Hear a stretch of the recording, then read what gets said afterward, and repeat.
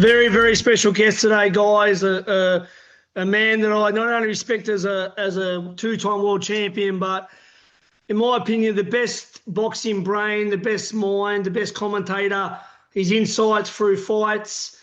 Yeah, he should be pretty much on every boxing channel. Welcome to Australia, the Magic Man.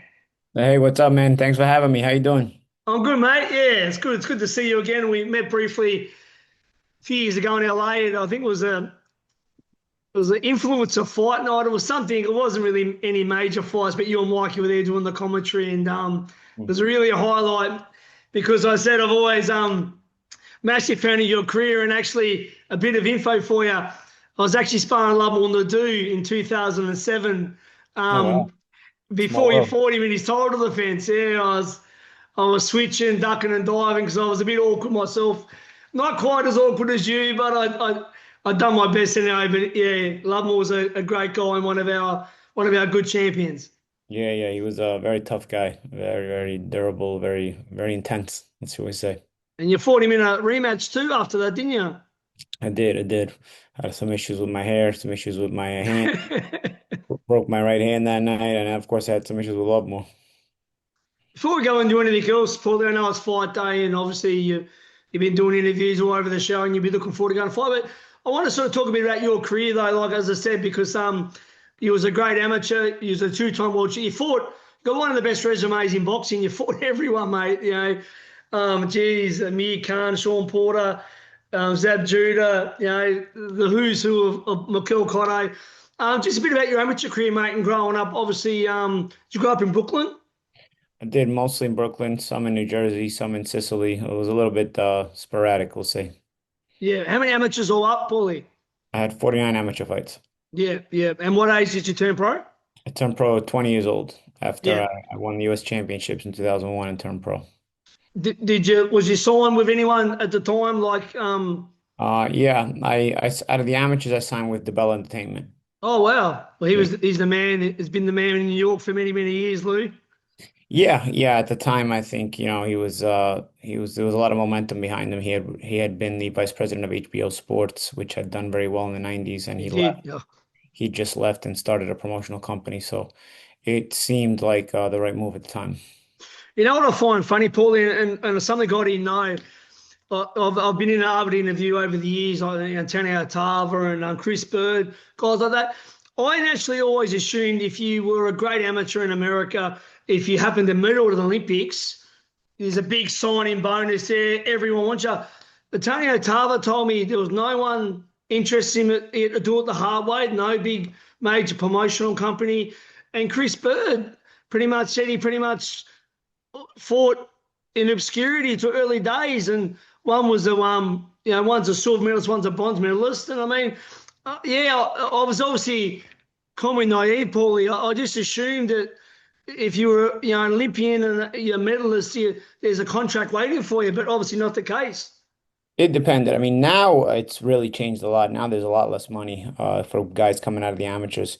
In my day, there was, if you were an Olympic medalist and you were considered the right style for the pros, you'd get a lot of money. I remember I was in Jermaine Taylor's stable. Jermaine Taylor got seven figures, Yeah, American dollars to turn pro.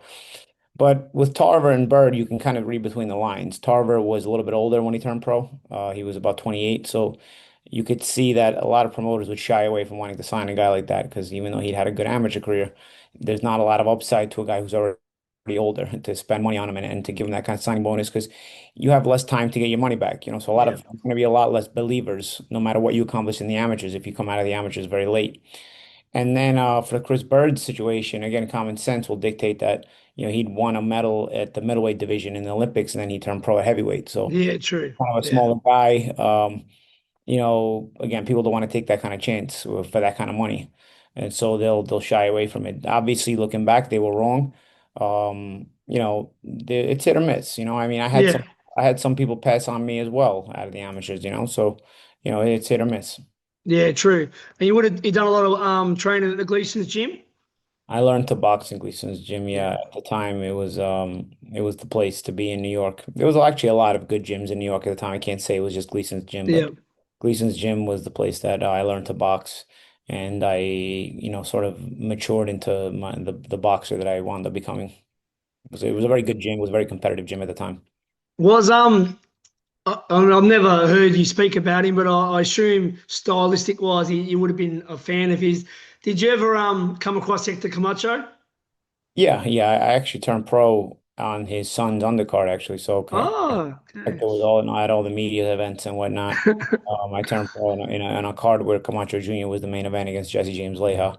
So yeah, I had seen Camacho a lot. Yeah, I used to really like to watch guys like Hector Camacho. Very good, was a very good fighter, especially early in his career. He was a lot of things that I really liked and would try to emulate and copy. Obviously, it's very difficult to copy a guy like that to perfection, but I would try to just do what I could and I enjoyed watching him a lot. Great fighter, mate. Yeah, definitely. And obviously, I got a friend that was at the Kronk gym back in the heart of it with obviously Tommy Hearns and McClellan, Moore, Breland, all the killers. And they reckon Michael Hector was one of the only guys that could come in, from out of town and dominate everyone he sparred. Like he was a I've actually heard those stories. Yeah, I've actually heard those stories that there was Hector was would go up to places like that and do very well. I think prior to the Edwin Rosario fight, Hector Camacho is almost unbeatable. yeah. It's really, really, really great fighter to watch for an up and coming fighter. If you get any video of those early fights of Camacho, he was really, especially if you have that kind of speed style to yourself, he's really, really a guy to watch. He really was He was a impressive. bad man, mate, and gyms like the Kronk gym and that. I mean, there's nothing like that around there. Was there? Like, what's your sort of stories that you've heard from the gym like the Kronk and Emmanuel? With the Kronk, I mean, obviously I grew up in New York, so I didn't train in the Kronk, but the Kronk, the Wild Card, Gleason's, you know, s- these were the proverbial historical gyms in America that were really churning out a lot of really good fighters. There was, I think in New York also had the Times Square gym for a little while. Yep. Jimmy Glenn owned. In Vegas, there was Johnny Toko's gym. Yeah, Johnny Tucker. Yeah. You're going to some classic eras type of stuff where a lot of guys hone them. So obviously Philadelphia as well. Oh, Uh, Philly. Yeah. there was Yep. Schuler Gym or something like that it was called. Mm. There was develop a lot of very good fighters. So yeah, in an era where boxing was at a real high point when I was younger, these were very competitive cities, competitive areas, and really it was an interesting time to come up on boxing and learn to box and all that kind of stuff. You really did it because you wanted to be somebody. I feel like now. Well, a bit more than wanting to be somebody. People just want to make a lot of money or just become influential. Yeah, social media and all that. Yeah, look, I'm an '80s child. I'm 47. I fought as for represent Australia as an amateur and trained under Jeff Fennick as a professional. So I had a bit of a career, but I grew up in the Pernell Whitaker, Mildred Taylor era, and obviously guys like Georgie Benton, a trainer that I think is one of the best, and the Lou Duva that Yeah. stable. Purnell is one of my favourite fighters, but what a great trainer Georgie Benton was, and what a stable that was at the time with like Holyfield and Mildred Taylor and Yeah. Purnell Whitaker. A lot of the '84 Olympian team. What era that was. Yeah, yeah, that was a really good era. Those guys, I think benefited a little bit with the Olympics being boycotted by the Soviets and the Cubans, True, but but true. but as professionals, they really really blossomed into some real high level guys. And it was a generation that carried American boxing into the 90s and even into the early 2000s. It's funny. I've caught up with Buddy McGirt a few times on my travels in the US and Saudi. And he actually has a bit of fun with the Olympic team. So when there is reunions, he sees the '84 team and I think it's '84 team, '88 team. He goes, '76 team would have killed you guys. Leo Spinks whooping knocked out Holyfield and Ray Leonard and all the guys there. So he Yeah, I mean, listen, there's a lot of comparisons, a lot of very good teams. Listen, I mean, Leonard had to beat a Soviet and a Cuban to get to win the gold medal. He beat the Soviet in the semis and the Cuban in the finals. That I guess, that's something that the 84 team didn't have to deal with. yeah. So yeah, to a degree, there's a point there, but still two very good teams and probably the two teams that by American boxing standards are probably the two Olympic teams that are probably the most looked back on with fondness. And Andre Ward, the last gold medalist for America. What's gone wrong, Paulie, with the system? 2004 and the last gold medal from the US. Um, I can't really say. It's first and foremost, I think that, when they went away from the paper scoring and went to the computer scoring, you stopped seeing a lot of success from the American boxing because Yeah, a lot of boxing gyms in America trained with a pro style. of course. I never, I never really, I had success in the amateurs, but I never trained with a mindset that would be different. Let's see, I got to do something different because I'm an amateur right now and the pro does this and I should do that instead. I just learned to box, and obviously I learned to box in a gym where there was a lot of professionals and a lot of top fighters. So, I don't know that the computer scoring system was that conducive to a boxing culture like this. I just learned to box. I never really adjusted myself in the amateurs or the pros. I learned to box. I learned to win in the That's it. Yeah. man in the pros. I took what I knew what was working and I kept trying to learn, but I never said, okay, now I have to stop doing this and do this instead. Mm. I always tried to add. I never tried to take away. So I think the computer scoring system sort of created a different mindset. Um, and I don't think it ever took to the US boxing culture. And so you can see that the success was a lot less. And the instant the computer scoring system came in, starting from 1992. Now they've gone away from it, but at this point, I just think the West is a little bit spoiled. There's a lot, there's a less of a willingness to, be hungry and succeed for the right reasons. People just want to have the image of success, but not really succeed.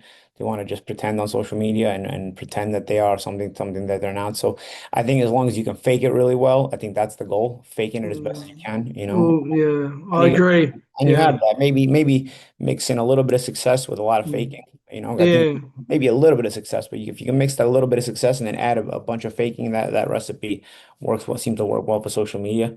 And you don't really get the real thing. You don't get the organic stuff. And I think that's why Eastern countries probably dominate more in the Olympics and in the amateurs. But we'll see. We'll see how it comes out. It's either that the Eastern influence will come back to the West or the Western influence will pollute the East. And I got a feeling the Western influence is going to start to pollute the East as well.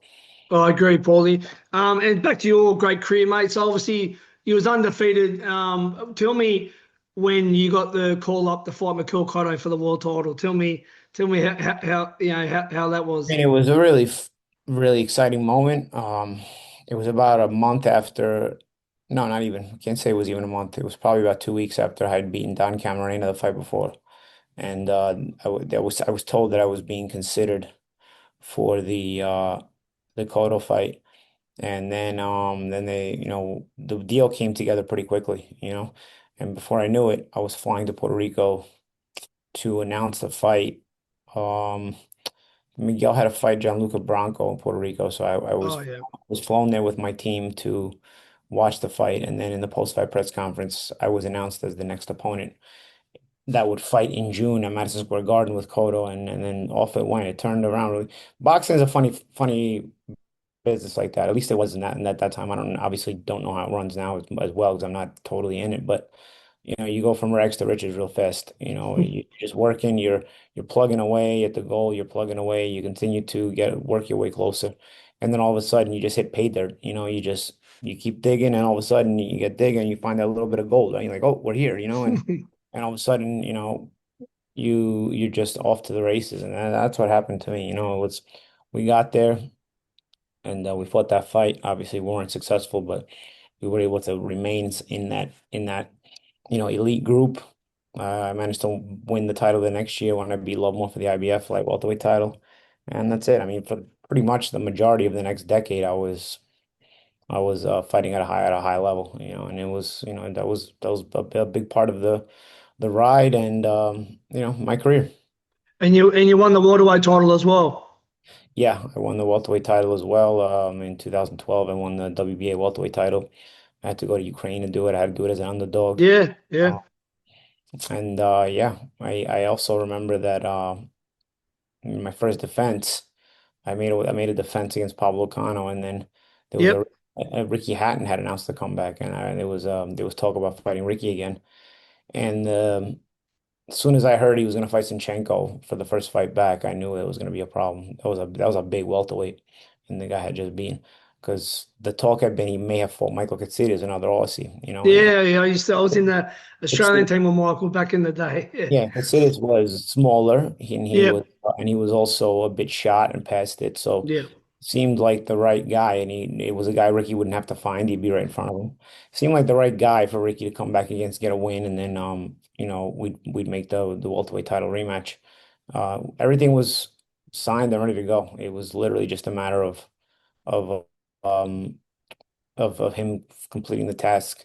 They flew me out to England, to Manchester for the Sinchenko fight. Again, much in the same way that they had flown me out to Puerto Rico, with the intent that if he wins, the post-fight conference would announce the fight.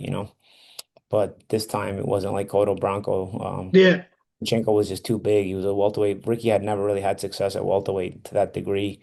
He No, he was more super, probably super, yeah, he super won a lightweight. welterweight title, but he probably didn't deserve that decision against Collazo, if I'm honest. Yeah, Lewis, because I remember that. Yeah, that's right. Yeah, well, yeah. Well, they sort of done that really to build up the fight Mayweather, didn't they? Yeah, Like exactly. the And Mayweather stopped him. So, let alone at that point in his career, we hadn't fought in a few years. I had a yeah, bad feeling about that fight. I, mm, I wanted the rematch. It was going to pay well, and it was a chance for me to kind of right that yeah, wrong. But he was undone with a body shot, and he was he was struggling in the fight even before that. It was close, but he was struggling in the yeah. fight. Some bad matchmaking there. Definitely wasn't Yeah. wasn't an opponent they would should have picked. They should have probably picked Caceres. But look, Miguel Cotto aside, because I feel like he's like no disrespect to all the other names I'm about to announce, but he's like probably one of the superior top guys.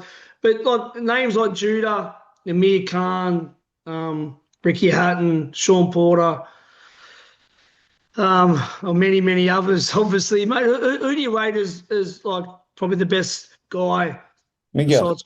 Huh? you read my mind. Miguel's the best guy. Miguel's the Yeah, best. no. So, but besides Miguel Oh, though, because aside from there's some other Miguel, good guys. I mean, Broner. I You fought mean, them all, man, and you fought. head Yeah, to head to head. I think this the most nightmare style I fought, where styles make fights was probably Amir. yeah. Amir fast hands. Because Amir Yeah, was fast like me, but he was faster, he was longer, bit of pop too. Bit of pop. he was rangier. He wasn't such a good puncher, but he was rangier and Yeah. busy, and he was very hungry at the time I fought him. It Mm. was just a really tough style to deal with for Mm. someone of my boxing style. If you notice, Amir always did well against boxers. The guys that gave Amir trouble were the guys The that punches. pressed That's him. right. And the guys that pressed him, the guys that didn't try to Yeah. box him, you just try to punch with him, or you couldn't really try to box him because I mean it was almost impossible all the time. He had these weird way he threw those punches, plus they were very, very fast. And I always tell people, people are like, oh, what was it like to fight him then? And I always tell people if you're a video game player, if you remember the video game Street Fighter back in the day, Super Nintendo, I used to, if you're familiar with that video game, I told him I felt like I was fighting Dalsim, like Yeah. where he had these stretchy long arms that he could catch you really quickly, and you couldn't really get to him. And that's that was it's probably I'd say the most difficult one Yeah. style. Porter was big physically, he was a wealth, Yeah. Strong guy. was Yeah. also he hadn't been that strong, so I didn't expect it. I guess that kind of threw Yeah. me off as well. If you look at Porter's record, he wasn't really knocking anybody out. Nah. He hadn't had a knockout in 2 years, and I remember looking at his record and thinking that, okay, he's a welterweight. All these guys are bigger than me, but this guy hasn't knocked anybody out in a couple of years. I saw him struggle with Julio Diaz, so I thought to myself, maybe this is the one to go with. But but after he stopped me, he went on a tear and started stopping everybody. He Oh stopped yeah. stopped 100%. Berto, stopped Mm. Andre Berto, he started stopping a lot of guys. So, you know, it's always Yeah. it's always funny when you see them not be able to stop the average guys, but then they were stopping the world class guys. So Mm. I was a little bit thrown off by that, and I think that probably shocked me as well a little bit. But a lot of really good fighters in a lot of various ways, and Well, I don't know. I don't know if he actually did really lose that fight with Broner. I don't. I thought I beat Broner, but it was close. I'll say this. It's one of those fights where both guys could probably think they won, right? It was one of those close fights. But I think when we look at the boxing cliches, the ones they try to excuse the robberies with, they're usually the other way around. Like usually when there's a robbery, there's usually, oh, well, you got to take the title from the champion. Oh, well, you got to beat a guy in his hometown. You got to beat him very clearly. usually those cliches are used to excuse robberies. I never believe them. They're just excuses to excuse a robbery. And the irony was that in that fight, I was a hometown fighter, and Mm. I was the The world champion. champion. Yeah. And yet I was still robbed of the title. Yeah. So that when somebody gives me those cliche things, it literally infuriates me because I know that they're just excuses for the politics of the sport to be able to continue to happen instead of calling out the corruption, you know? And yeah, that ended up happening. It was close. Mm. I don't know that, what's really more frustrating about that fight? It wasn't so much the loss. Obviously, the loss is frustrating, but the fact that I never got a rematch, because there should have been really an immediate Sh- rematch. Should have been a That fight, rematch for sure. that fight was so well promoted. We did such a good job. We had super high ratings on television. Yes, did, mate. There was a bit of Boxing, talk about a certain girl or a side piece. boxing doesn't get those kind of ratings anymore in the US, No, doesn't. that's right. So it was really to make it at that moment when it was hot, you can do the immediate rematch. You have that. You have the continuation of this rivalry, but you also have a world championship in the mix. Yeah, The yeah. world, the championship of the world is in the mix. Once Broner got beat by Maidana, that was it. You've already let the ship sail, and that was kind of a Well, shame. what do you think I thought about they dropped, Broner, Paulie? they What do you think dropped. about AB? I mean, I thought AB was on talented. on paper, he's a four-time world champion, like on obviously full division. But do you think like he didn't achieve as much as he should have, or do you think that he did, or was a decline? I mean, like I think super featherweight, lightweight, he was really really good, and but give me your opinion of obviously the decline and everything that's happened since then. I mean, I feel like he's doing it pretty tough these days, unfortunately. I think I think Adrian was a very talented fighter, but to think you were going to make the next Mayweather, he was also overrated 100%. Yeah, because Adrian had struggled already prior to fighting me. He struggled against Ponce de Leon. He probably didn't deserve the did he he probably did? he probably didn't deserve the decision against Ponce de Leon either. So that the cracks in the armor had already kind of shown themselves prior to fighting me. A lot of people say, "Oh, you were the first guy to expose Broner," because weren't, but that's only because they weren't paying attention to Broner that much prior to me. If you were paying attention to Broner prior to me, and I was at the Ponce de Leon fight. It was in LA. Remember, I was living in LA. It was in Anaheim, Mm. and it was on the Canelo versus Matthew Hatton co-main event. And Yeah, I remember. I Yeah, went to that fight. Canelo's first title, wasn't it? Paulie, I Yeah, believe. Yeah. yeah. And I went to that fight, and I remember nobody thought Broner won in the crowd when he got the decision. Nobody thought Broner won. So, there was already the writing on the wall for sort of some weaknesses that he had. A lot of people like to say, "Oh, Paulie, you were the one that exposed Broner," but I don't think so. I think Ponce de Leon had done it first. Because I remember building my game plan around the fact that when Broner is challenged, he gets gun shy and he doesn't let his hands go much. His punch output really diminishes. He's very choosy with his punches. And this was something that he had a problem with his whole career. When things got a little bit tough, he didn't throw a lot of punches. In the Porter fight, he didn't throw a lot of punches. It allowed him to not be knocked out, but it also made him, sort of give away a lot of rounds. The Pacquiao fight, the same thing. He didn't throw a lot of punches. Mate, his punch output was ridiculous. He just wouldn't. He'd just be there looking, but not throwing. So he would basically just be content to not get himself knocked out. So I feel he always had this problem, but he also was world class when he did let his hands go. He When he could had the turn right, it on. when he Yeah. had the right style in front of him, let's say. And if you look at the way boxing works today, I mean, you can turn anybody into a star if you're choosy enough with opponents, right? And I think PBC learned their lesson because Tank Davis. exactly, because and that's what I mean. If PBC learned their lesson, Tank Davis exists because of the mistakes they made with Adrian Broner. If they would have matched Adrian Broner a little softer, because Broner really, in the end, you got to give him credit, but also feel bad because they matched him with every tough fight. He had so many tough. Oh yeah, 100%. He fought everyone.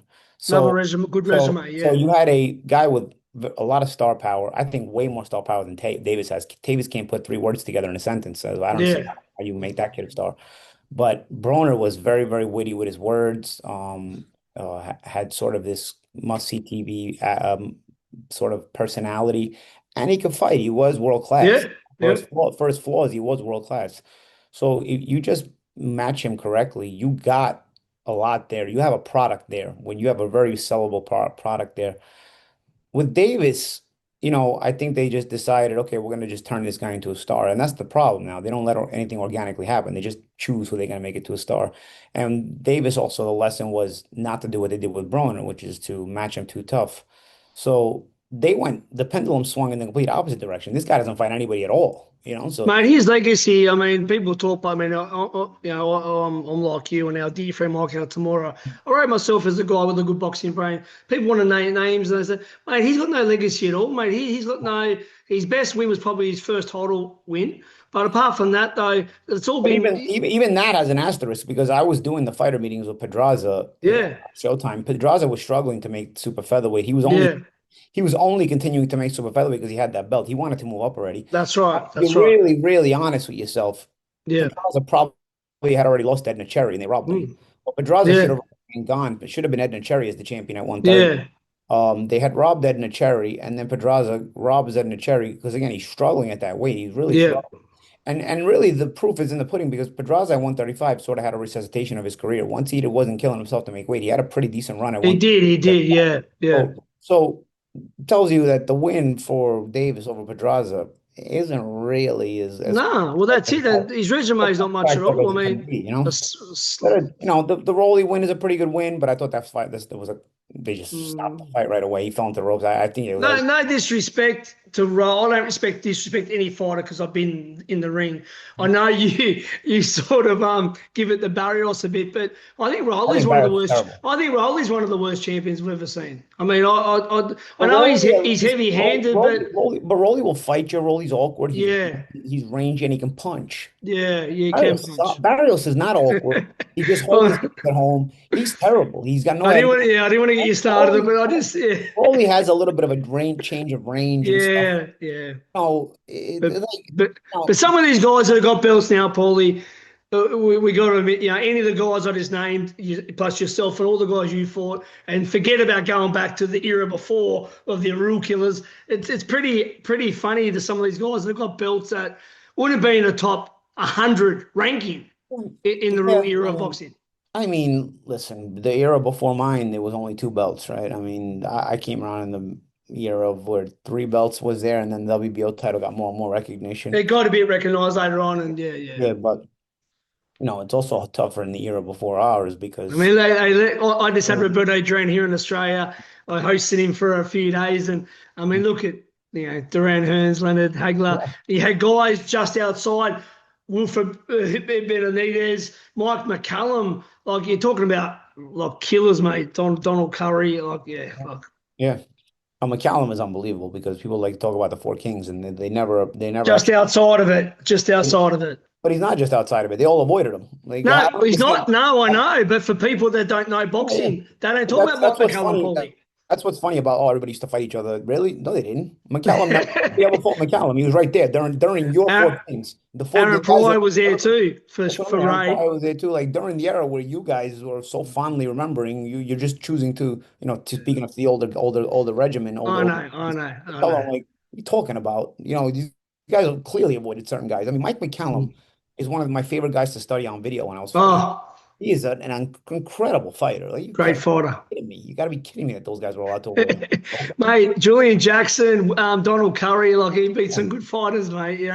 And like as I said, Wilfred Benitez, if they did fight Wilfred, but I mean he's a great fighter, mate. He beat Duran, he gave Hearns split decision.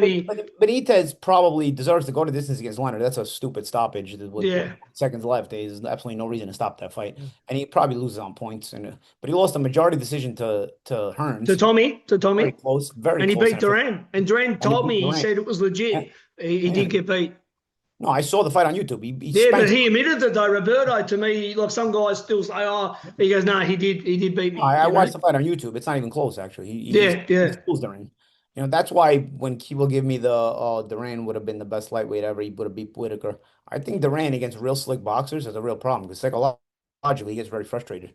And Whitaker, I think, would have frustrated Duran, but it's But back to Tank just quickly. As I said, there's no Shakur on his record. There's no Tio Lopez. There's no Lomachenko. I mean, a little Santa Cruz, and the draw against Roach, especially taking the knee. Roach deserved that rematch, mate. That's the biggest duck ever of getting out of boxing. before rematch and Roach, and I feel for Roach for not Yeah, getting that rematch. yeah, I mean, Roach has had an interesting year because he's got two big And then draws, Pitbull. two high-level draws. Who won that fight with him and Pitbull? I didn't get to see it. It was a draw. Oh, no, it was a You know draw. what? But it was close. I'll say, I think people, because the fight was in Texas, they'll talk about controversy, but the fight was close enough to be a draw. I'll say the fight was close enough to be a draw. But the funny thing about Lamont Roach, it's funny how this business works. He's had a year where he didn't win any fights. He fought two draws. And I think his name got a lot bigger. I think he's going into 2026 with a lot of positivity. It's just I don't think nobody wants to give him any rematches. That's the thing where he's finding himself a little bit out of the loop. Well, he fought two big names. I mean, it's all about the names, yeah, and that's why, Paulie, these days belts don't mean as much. I mean, they still do, and I'm still on the belt bandwagon. I'm not jumping off that like these new idiots that want to Yeah. do this. Don't even get me started about this new fucking shit that they're talking about. But I mean, but if you're a star, you're a star. You actually don't need the belt. But I mean, Yeah, but I think winning the belt puts you in the room, and then 100%. and once you get that big reputation, Yeah, you for yeah. big belts. Well, look how great it was the other day for the young Englishman to win that WBC belt. Yeah, I mean, what a great, I big mean, moment. yeah. Exactly. That puts them in the room until you win one of those. If you haven't won one, you got to kind of win one to legitimize yourself. Well, So Ryan hasn't got one yet. We'll see if he beats your yeah, man Barrios. I think it's a foregone conclusion, to be honest. Before we wrap things up, you're in Australia for a reason, obviously. Been doing interviews left, right, and centre. My brother Miguel Cotto, who's one of my dearest friends in the business, I know he had something to do with you coming out here. And I couldn't make it to this one, obviously. But let's talk about it. Nikita and Zerafa, you've been talking about it all week. I'm very close to the zoo camp. I used to spar Costa. Costa's a dear friend of mine. He messaged me a few minutes ago because I always record the fights for him because he can never watch it live in Russia. FaceTime Tim about a half an hour ago. I'm Sure. very close to Tim. Let's give a quick opinion on the fight. Nikita versus Zerafa. I think Nikita is a very hungry, fierce fighter. There's a lot of intimidating factors about Nikita. He's not the most technically gifted. He, I know it's too early to say, but he has a bit of Arturo Gatti in him in He that does. He got a does. lot of defensive flaws, but he comes back with a lot of firepower and a no quit attitude, and can hurt you coming back. So when he reacts to him getting hit, to him getting floored, he doesn't react in a way where it freezes him or it intimidates him. He reacts in a kamikaze type of way. And he really, really can be hurtful in that moment. So I think Nikita has I don't know if boxing moves the same way it does now. I don't know if people are as patient anymore with prospects as they used to be. Because with Arturo, you won a world title at 23, but you still had to move him correctly, right? And you had to keep moving him correctly even afterwards.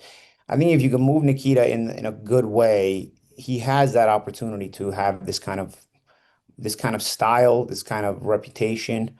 Um, just he's got a little bit of a different personality. I know Arturo Gatti. He was a very nice guy, but he was very temperamental as well, and that was probably Okay. a lot of maybe that was some of the drinking and the drugs outside the ring. Yeah, I never had the honor, I Very, never had the opportunity to very, meet very, Arturo. very, Yeah. very temperamental. So he could go Yep. from 0 to 100 real quick. He could be super nice, and then you'd get on his nerves and he'd flip out. Nikita, I've told people, is more of like a serial killer. If that makes sense. He's always calm. He's always calm, but he has that same temper Scary calm. where he roars back when you hit him hard or when you drop him. He roars back and he has this superb firepower. So, there's some comparison that can be made, but I think you got to match him correctly. He's a prospect. I'm not sure what Zerafa has left here tonight. Okay. Zerafa at times there in this promotion has seemed to be half checked out, and you can't be half checked out against a guy who's sort of as fierce and ferocious as a guy like Nikita Tszyu, who has that youth energy, punching power. You may frustrate him a little bit, but I think you're going to have to put him in his place by hurting him and showing him that you're a level above, and that you got to consistently do that. And I don't know if Zerafa has that in him anymore, to really focus in a fight to that degree, put himself in danger in order to do that. Because in order to do that, you do have to put yourself in danger.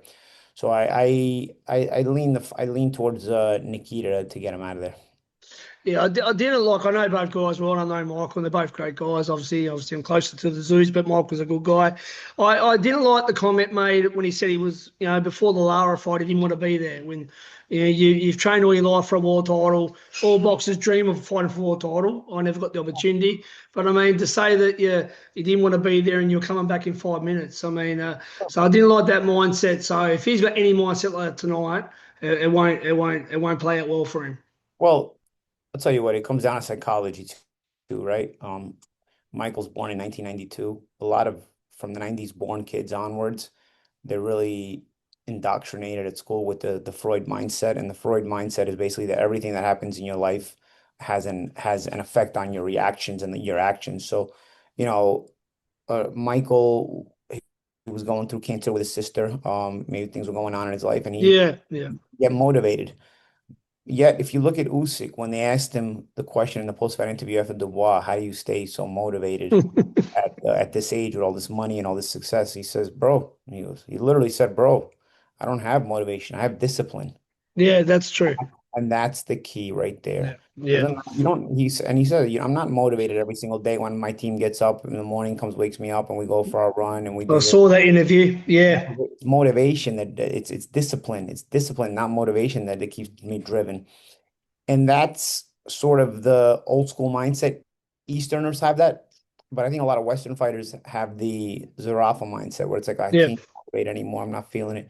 It doesn't matter if you're not feeling it. A disciplined person still does it, you know? So, and I don't even think it's Mike's fault, honestly. I just think these kids have been indoctrinated and Yeah. start. I noticed it starts with a lot of 90s, even late 80s born kids have this, you know?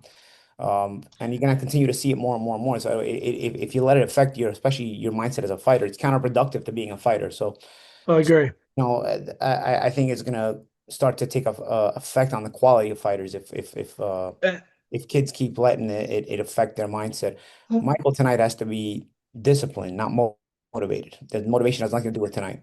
And because he relies on motivation, clearly, from what he said, I don't know that any kind of motivation at this point in your career, when you've been through so much toughness already, the difficulty already, that you have any motivation left to want to go through the firepower that waits for Nikita Tszyu tonight. yeah, very hungry Nikita Tszyu. And obviously, I know you've always been a big, I mean, I want to say this too. I love your show. I love Chris Algieri. I think you two guys are the best, Mhm. best honest guys that give us boxing people. Like, I love watching the show. I'm just a massive fan. And I haven't met Chris, but I'll give him a cheerio, mate, because I'm a massive fan of you guys. And he's always, I know he's a big fan of Tim Tszyu, and I know you got the same mentality as me. A little bit of bad luck there. Tim Tszyu was on such a tear there, and obviously, I believe he would have took Thurman out. Thurman pulled out the Sebastian Madura fight, which I wouldn't have accepted if I was in charge of him. I would have come home and said, mate, I'm not changing. We trained for a 5'10" orthodox fighter, not a 6'6" southpaw on 10 days' notice, but he went ahead with it. The cut thing happened again. I would have stopped it inside 4 rounds and got the no contest, come back and relive the day. Become very good friends with Terence Crawford, Bud, who I've had in Australia back in May, and I got him here in March as well. He said to me he was looking at Tim. He wasn't looking at Majamov. And I told Tim that fight cost you but a fight with Crawford. Then they go into fight, the Russian Chechen, Murkazalev, a bad guy who still hasn't fought since then because no one wants to fight him. It's too dangerous. And then back into a Fedora fight with one fight in between.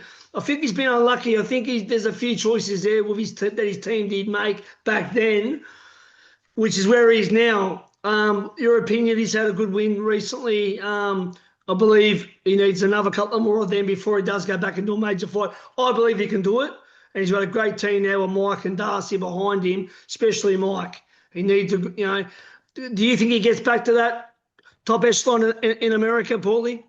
I think he'll probably get an opportunity. Whether he's able to accomplish it at this point, I'm not sure. Yeah. I see more of him and see how he keeps Yeah. returning. I really rated Tim, but sometimes fighters do get ruined.